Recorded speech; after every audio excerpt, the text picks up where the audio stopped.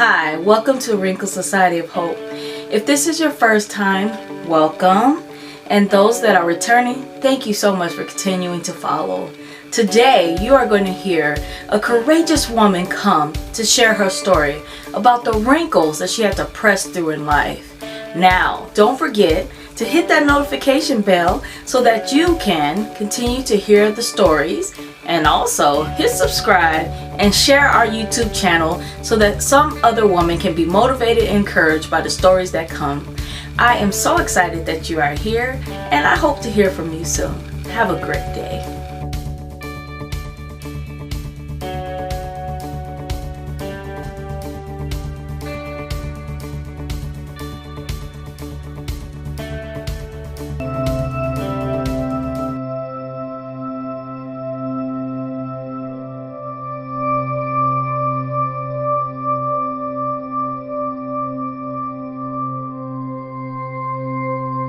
Hello, Wrinkles family. I am back, and we've been trying to connect for almost a year now.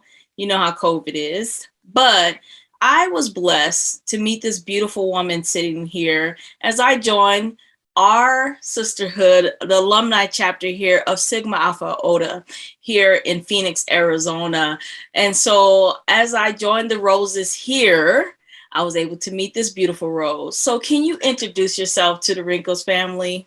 Yes, I'm happy to. My name is Lauren Erickson, and I moved to Arizona 2 summers ago now. And so we're just starting to feel really settled in here in our new community. We moved from Southeast Michigan. And so I'm just experiencing a different life here. This is a retirement community, which is so different than what I had in Michigan. My husband is recently retired a year ago when he worked for Ford for 30 years. So it's just been really neat to kind of transition into this new way of living, we'll call it. Awesome. And for those who do not know, Sigma Alpha Iota is a music fraternity for women. So I joined the Rose family at Grambling State University in 1999. So that's when I became a sister.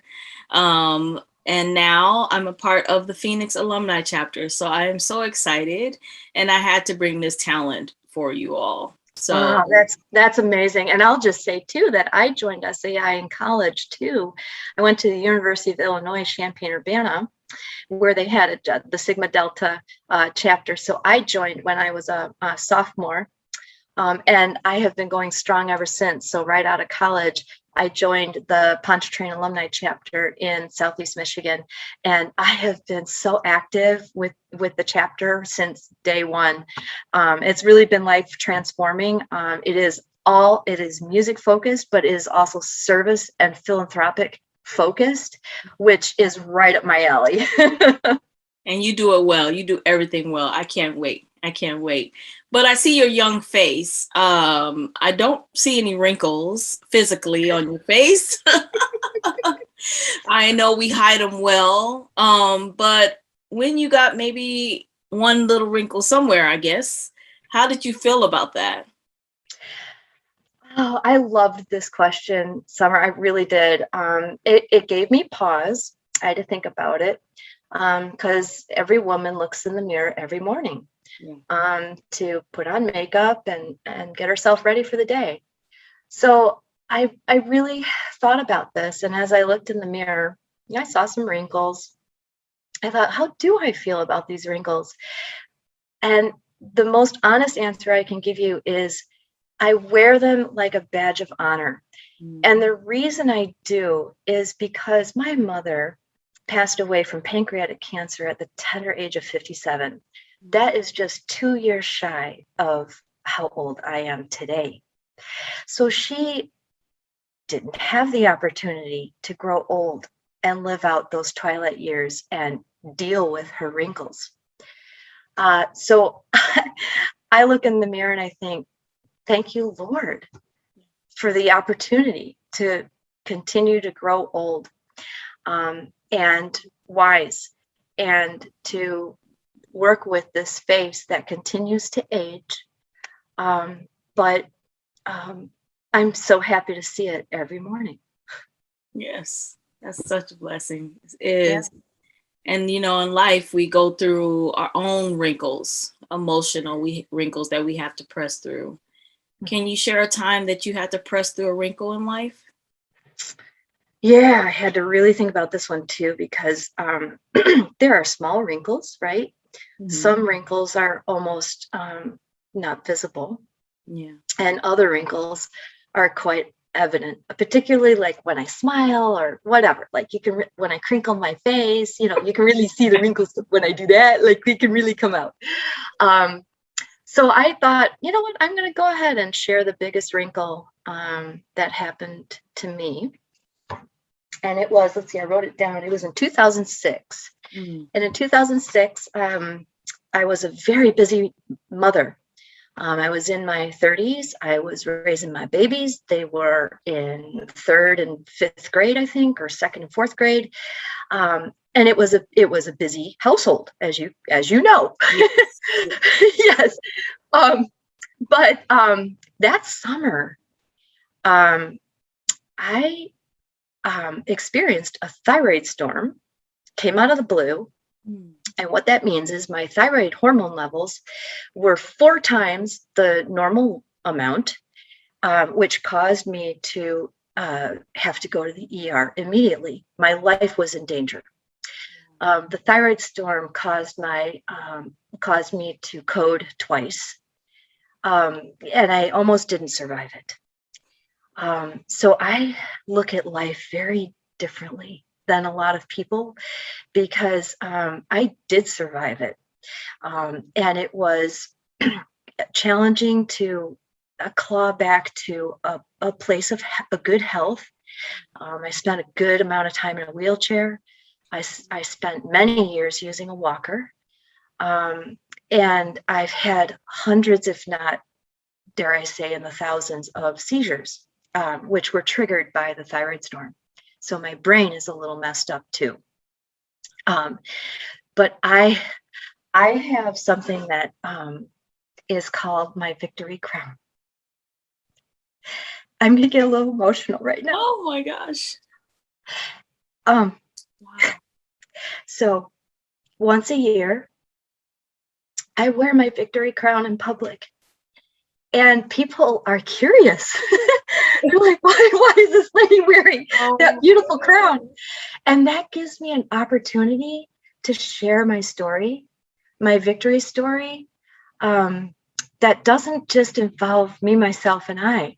It involves people all around me that cared for me. It involves my husband that carried my sorry self up the stairs when I couldn't do it myself. It involves my children that would check on me and bring me gifts and bring me food if I couldn't make it myself that day.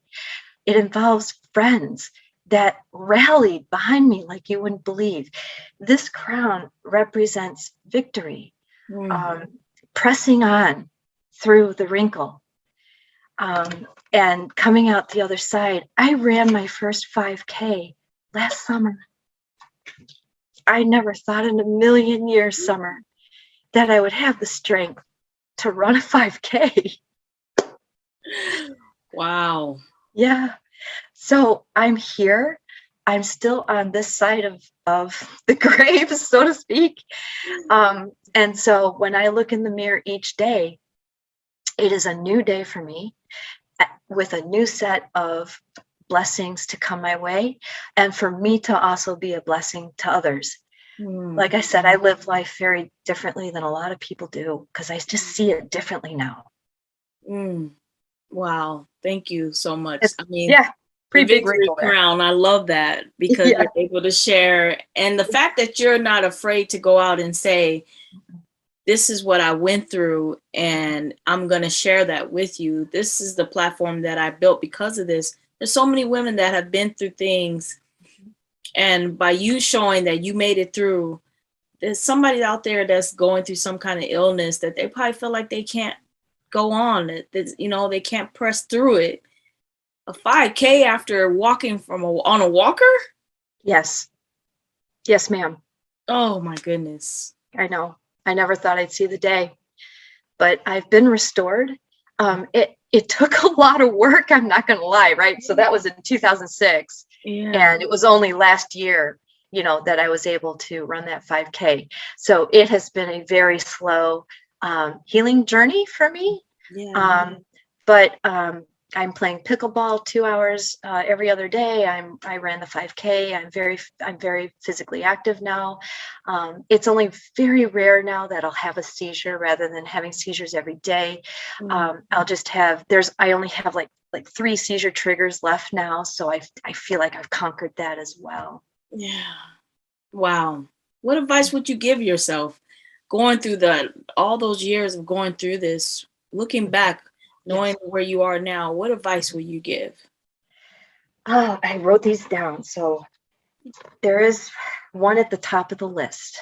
Mhm. Do not underestimate the power of self-care.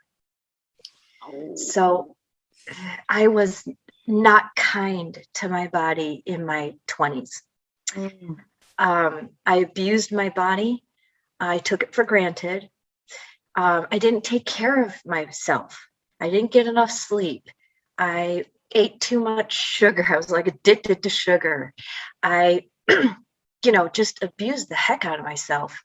And I think if I were to, do it all over again, I would take better care of myself. Just not underestimate the power of self-care. That's powerful. Yeah. That's so needed, especially for women as caregivers. Speaking to me, I'm a social worker. So one of the biggest things that I speak about is self-care. That's something that we push is self-care. But how often do we do it? Not often enough. No. We have to remind ourselves constantly, reevaluate before you say yes. Reevaluate. Do I really have time for that? And if I don't, it's okay to say no. And that would be my second piece of advice. Yes. It is okay to say no. You don't have to conquer the world in one day. So that would be my second piece of advice to my younger self. Learn to say no, but more importantly, understand that it's okay to say no. Yes. Yeah. Yes to no. Yeah, exactly. Exactly. Yes to no. Like really. And it's so, and you're speaking to me today. I'm gonna tell you that. I know you got to be speaking to whatever woman or whoever listens to this, because we are so easy to give. I mean, women are, just say it. We give more than men do because we give ourselves. We're caregivers. So we automatically have our hands open and we're like, okay, yes, yes, yes, yes, yes. But then you lose yourself. We lose ourselves instantly. And then we keep going because we're a woman and we're strong. We got to keep doing it for everybody else around us. Right. And but what happens when we're running on fumes? What happens? It's not pretty, is it? No. It's just not pretty. So we as women, I agree with you, we need to learn how to fill up that gas tank. It could be curling up with a book for someone. It could be getting out in the fresh air and sunshine and going for a walk. Maybe that refills your gas tank. But it's important as women to figure out what it is for you, and it's different for everybody, that will recharge you, that will refill your gas tank so that you can be the best you as you say yes and as you care for your family. Yes, I agree. I agree. Preach, preach, preach. And the power and the self-care after all this, and have you conquered, with your victory crown? Let's say you got a shirt made today. What would that shirt say about the woman that you are today?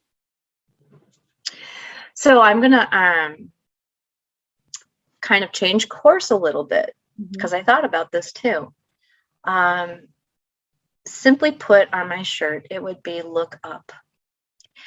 The reason why I would put that on my shirt is because I am shocked, appalled, and concerned as I look around and I see this. I could be at a restaurant and observing a family with 2 young children and the parents, and there's no conversation, and the parents are doing this. Yeah. And it caused me to pause. And I'm like, how many times have I done that? I hope not often. So for me, my two words would be look up, because if you're looking up, you're not looking at this. If you're looking up, you're not looking at a computer screen. If you are looking up, you have now the opportunity to engage with another human being. And there's not enough of that going on today. Oh yeah. Oh yeah. I really agree with that. You know, people, they don't even talk on the phone because they don't even have the capabilities of having a conversation because they don't practice enough. So, you know, I'm looking at the younger kids, and when I try to talk to them, it's like, okay, it's the one word responses, because they're used to being on their tablets or, like you said, computer or their phones. They have no sense of conversation and how to hold some dialogue with someone else. No. And it's shocking. And we can change. We have the power to change that. We do. And, you know, talking about it, being aware that that problem is there. Yes. But then being willing to, you know, take the next steps to fix the problem. So maybe making a rule when we're at the dinner table, the phones are off to the side, or, I mean, whatever. But I mean, there are ways to make changes to sort of prevent the, you know, this. It's so true. It's so true. Right. Community change. It takes one person to say, okay, let's make this change, and then other people to agree and come together as community to make the change. It can happen. It can happen. So as I talk about community, I know that you have blessed so many communities. Tell everyone what you do for our communities here, and probably other places, but I know you from here. That's right.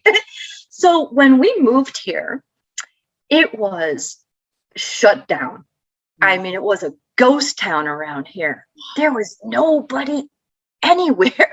The rec centers were closed. The streets were abandoned.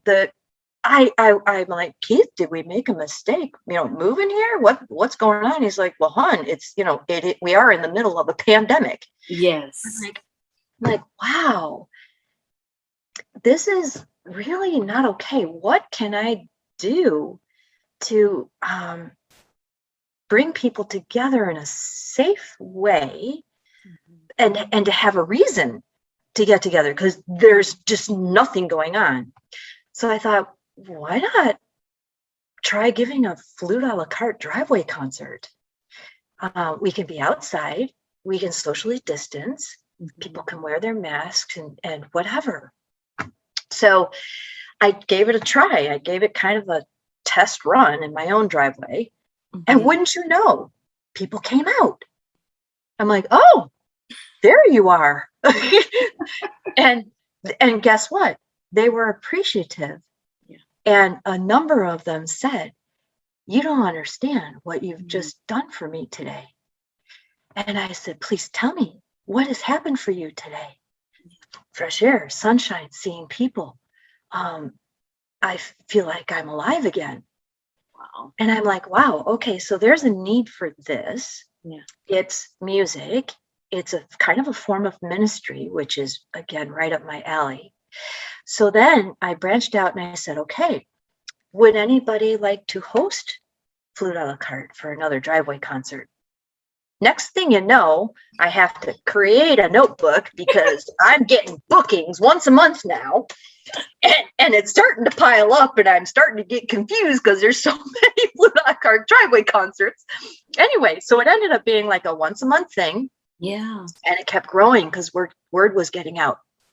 So I went from like maybe 30 brave souls at the beginning. And at the end, I think my husband counted at least 80 people that attended my last driveway concert. Wow. Yeah. So I'm not doing them anymore because that need has kind of faded. Sun City West has reopened. The rec centers have reopened. All of the clubs now have reopened.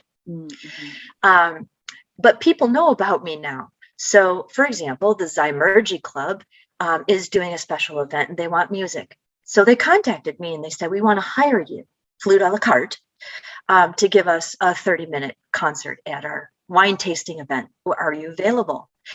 And so it's kind of like morphed now, from being a ministry to people want to pay to hear me play. And I'm more than happy to accept like a small stipend, nothing big, just to help pay and cover some of my expenses. But these people have no idea like what a blessing they are to me. And yet they're saying I bless them, and it's, it just goes both ways. Yeah. And that's when you're thinking of other people, that sometimes you don't even realize how much you're touching people. Yeah, it's so true, Summer. So true. Man. And your music is beautiful. You bless. I haven't been there in person, but I've seen you on Facebook and with our sisterhood, you share it there. Would you like to share a few moments with us today? Yes, please, if I could. I would love to play for your audience. I picked out a very special song. It's called As the Deer, and it's biblically based. It's taken from Psalm 42:1, and it's as the deer pants for streams of water, so my soul pants for you, oh God. And it's a beautiful psalm. If you want to look it up, Psalm 42. The psalm is really about a prayer of deliverance from being oppressed, whatever that form of oppression is. You can label it for yourself. That the oppression comes in many different forms, from being oppressed by the enemy and being restored. So powerful. So powerful. Yeah. So I would love to play As the Deer for your listening audience now. It's all for you right now. All right. Hopefully the volume won't be too loud. Okay, hopefully.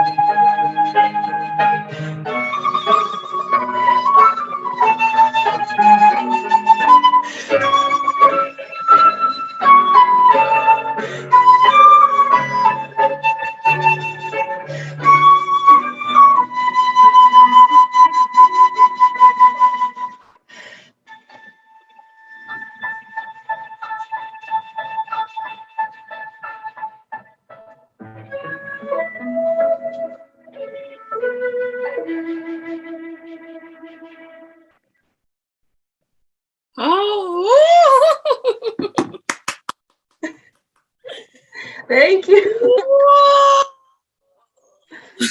That is great. Oh my goodness, you are so amazing. Your soul shows up when you play. It's so beautiful. Like, Thank you, Summer. I pour myself into every piece I play. I pour my whole self into it. oh, thank you so much for sharing today. How old were you when you first started playing? Do you? Young. I started in 4th grade, so that would have been, I'm thinking maybe 8 or 9, probably 9 years old. Yeah. So I started young. I was very well supported. We had band programs. We had wonderful band directors all through the years, including elementary school into middle school, a very competitive junior high band, and then on into high school, a fantastic band director. And my senior year trip, we traveled all the way to Ireland for our band performance. And it was a spectacular experience, one I'll never forget, but it forever shaped and formed me into who I am today as a musician. Wow, that's amazing. So how can some people listen in, find out where you're performing? How can they follow you? There is a Facebook page actually that I created, and it's called Flute A La Carte, Carte. So if they want to follow me, sometimes I'll live stream my concerts from Flute A La Carte. I do try to announce when my next live stream concerts are. Sometimes I'll put clips of music on there. I have a wonderful, cool app on my phone called Acapella, and it has allowed me to collaborate with musicians I've never met from around the world. A fantastic app. And it's just allowed for a whole new level of creativity in my performing and recording, which is just fantastic. Awesome, awesome. Well, thank you so much for coming today. And young girls out there, Sigma Alpha Iota, we are a sisterhood of women who sing, play music. So if you're in college, university, go find your organization and see what they're doing there.